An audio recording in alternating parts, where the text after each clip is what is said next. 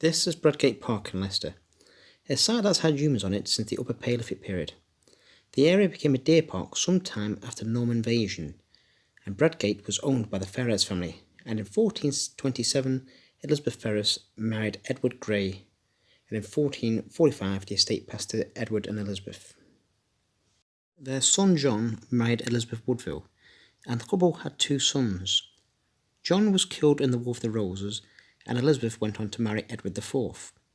It is believed that Lady Jane Grey was born at Bradgate in 1537, and Bess of Hardwick married her second husband, William Cavendishire, in 1547.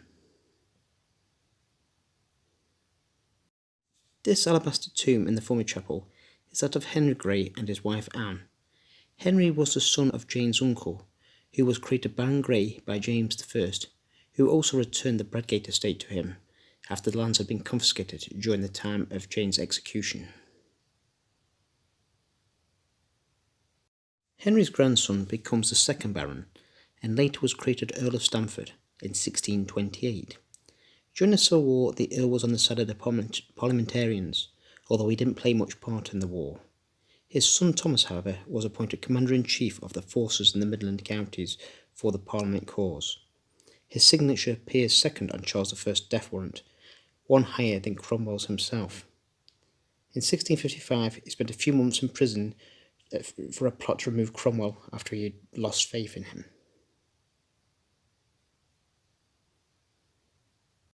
He was released and took no more active part in politics, and he died 2 years later.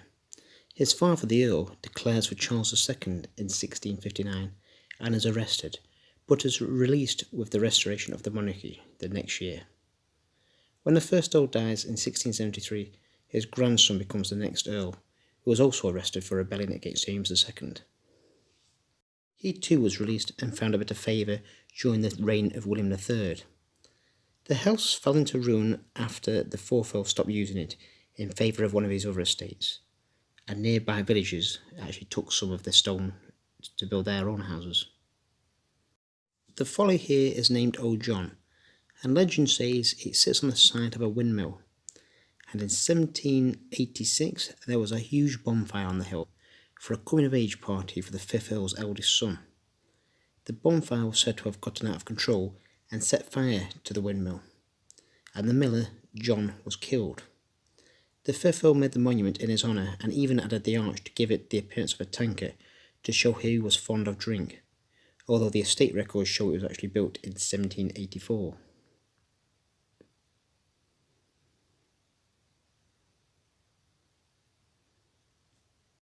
There's this war memorial just past the Old John Folly, and this was dedicated on the 3rd of July 1927. And just look at them views. There are a number of deer roaming around the park, both red and fallow, and they do come quite close to you as well.